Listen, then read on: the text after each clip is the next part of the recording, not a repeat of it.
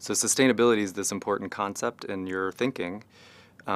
It's also important, obviously, in this very now popular movement that we see in what we're calling the Ithaca response or the Polyface Farms response. We went to Coltivare and talked to those people who are doing a farm-to-table project there. We went to a local butchery and talked to the owners, and they're kind of thinking of Joel Salatin and some of those models as their guiding light. And so I'm curious, since those people talk about sustainability all the time and think that what they're doing is somehow sustainable, what would be some of the, even if we respect what they're doing and appreciate the impulse, what would be some of your worries, if any, about that kind of model? Yeah, my worries is that for all the usage of the word sustainable, they're not sustainable. I mean, that's just a fact as far as I'm concerned.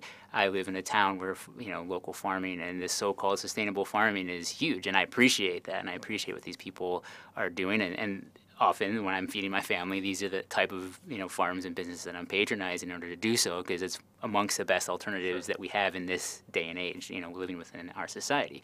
However, I don't know a single solitary farmer, and I have friends that are farmers that are doing awesome projects. I don't know a single solitary farmer that is doing it in a sustainable way. They're using gas-powered tillers, they're getting seeds or grain to feed their animals from outside sources.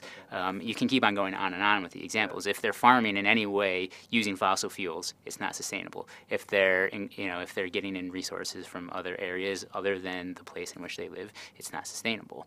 The closest thing that I have seen are some of the people that I know that are engaging, like I said earlier, in permaculture projects and agroforestry. These are long-term sustainable ways that we can meet our nutritional requirements. And these are more attuned to the horticultural practices. We use the term hunter-gatherers, and I use it a lot in the book, and we've used it in this interview. The fact is, as humans, we're never strictly hunter-gatherers. We did have habits of planting preferred foods, but the thing is from an outsider's perspective, we wouldn't be able to differentiate between the landscape and the vegetables that they were planting. They didn't, there was clear cutting and burning and these sorts of things that were done sustainably, actually.